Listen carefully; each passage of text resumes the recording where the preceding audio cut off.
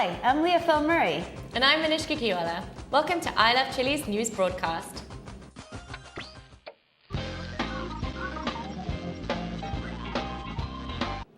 These are your latest headlines. Bolivia to sue Chile over ocean access. Bachelet returns to Chile. Camila Vallejo voted Person of the Year by British newspaper The Guardian. Second wave of Piñera housing subsidies. And changes to the Transantiago system are announced for 2012. On culture and entertainment, Mysteryland success, Lollapalooza tickets on sale, and Motorhead to headline Chile Metal Fest.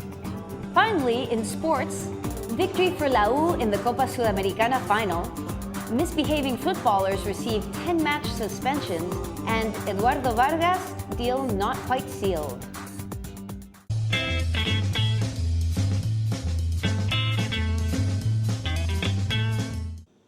President Evo Morales has announced that Bolivia will file a lawsuit against Chile in the International Criminal Court in The Hague next February, demanding access to the Pacific Ocean. Morales has said that a team of Bolivian lawyers is working to prepare an official claim and that he himself is researching the application process. There had previously been talks between the two countries about returning sea access to Bolivia when Michelle Bachelet was president. But when President Morales announced Bolivia's intentions to sue last March, the talks grounded to a halt. Morales has said that the solution to the problem lies in Chile's hands and that all Bolivia wants is to recover free and sovereign access to the sea.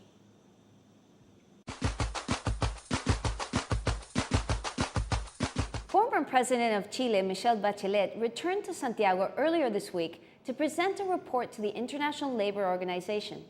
This marks Bachelet's first public act in Chile since December 2010, and many have seen this as an opportunity to return to Chilean politics in view of the presidential elections that are due to take place in 2013.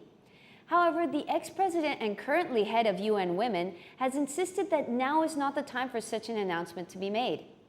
In further news, the Chamber of Deputies has used the opportunity of Bachelet's return to summon her over the issue of falsely exonerated politicians who illicitly received benefits while under her administration.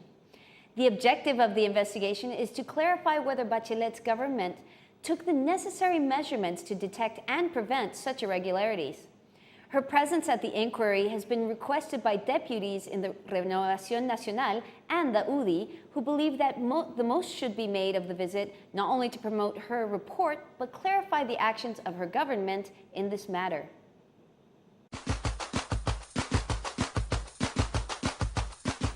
The former president of the FECH, Camila Vallejo, was voted as Person of the Year in a survey compiled by The Guardian newspaper.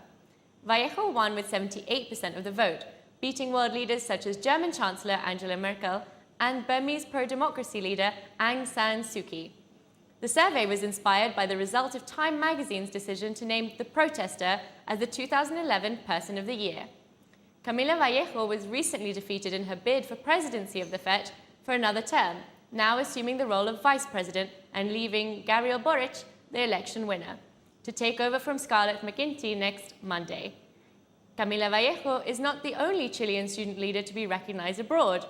Last week, the president of Universidad Católica student body, Giorgio Jackson, was invited to take part in a conference at the World Economic Forum next January.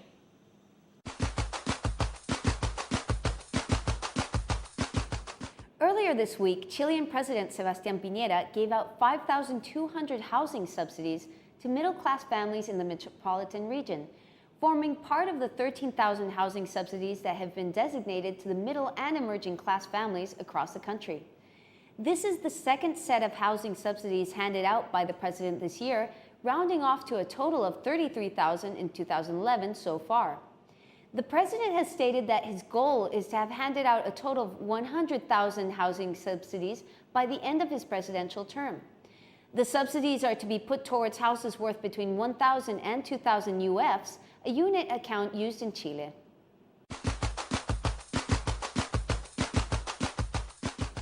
Transport Minister Pedro Pablo Errázuriz has announced 10 changes to be made to the Transantiago system in 2012, following a renegotiation of contracts with transport operators.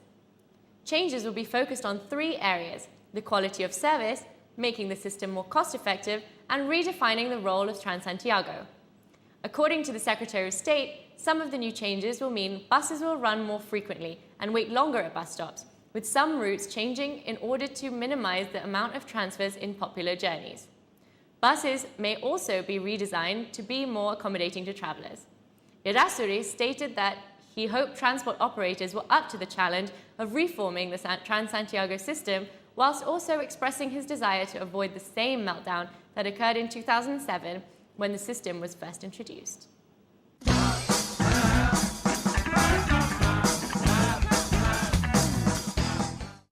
Here's what's been happening in culture and entertainment.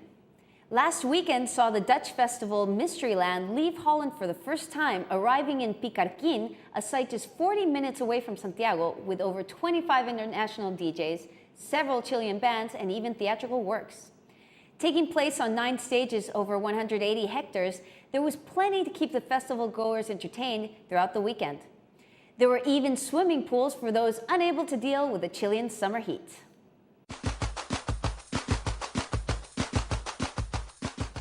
Lollapalooza Chile has started selling day tickets for the festival, which will be held on the 31st of March and the 1st of April in Santiago's Bernardo O'Higgins Park. Tickets have been made available through the Punto Ticket website and in several stores, including 720. More acts were also announced to add to the current headliners, the Foo Fighters, Bjork, and the Arctic Monkeys. The second batch of weekend passes are still only available on pre-sale at the moment, but will be on sale soon.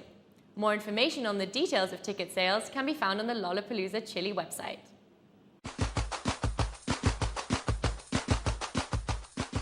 British metal band Motorhead have been announced as the headliners for Chile's 2012 Metal Fest, due to take place in Santiago next April.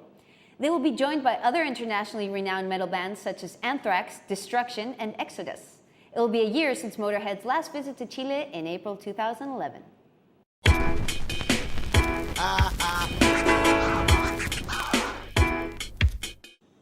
A lot has been going on with Chilean sports.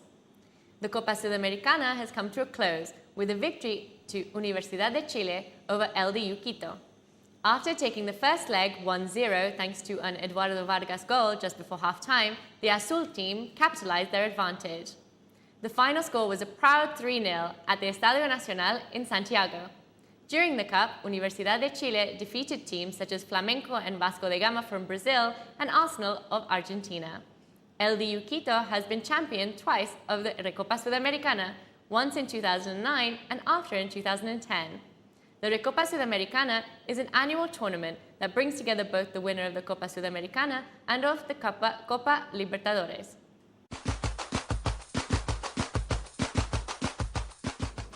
The ANFP has banned the 5 Chilean players who were stood down for poor discipline in the lead up to the World Cup qualification match against Uruguay for 10 matches apiece. Jorge Valdivia, Arturo Vidal, Gonzalo Jara, Carlos Carmona, and Jean Bosellur were dropped from the team for breaking the curfew, with coach Claudio Borgi stating in a report that they showed signs of intoxication. Following the dismissal of the players, the Chilean team was convincingly defeated by Uruguay, going down 4-0 in Montevideo. None of the players were recalled for Chile's 2-0 defeat of Paraguay.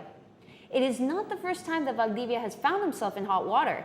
Since debuting with Colo-Colo, his career has been racked with scandals. The former coach of Chile's youth squad, José Zulantay, referred to Valdivia as the rotten apple of the squad. Valdivia was banned for 20 matches after vandalizing a hotel during the 2007 Copa America tournament in Venezuela, though the ban was eventually reduced to 10 matches.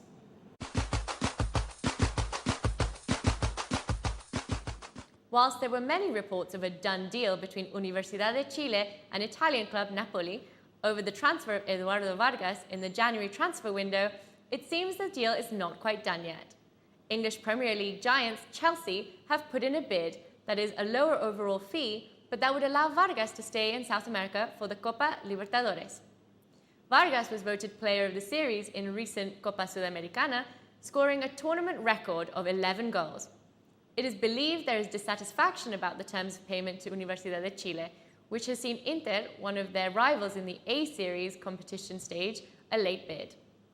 It is expected if he does break the deal with Napoli, Vargas will be forced to pay some compensation to the club, as negotiations have already reached an advanced level.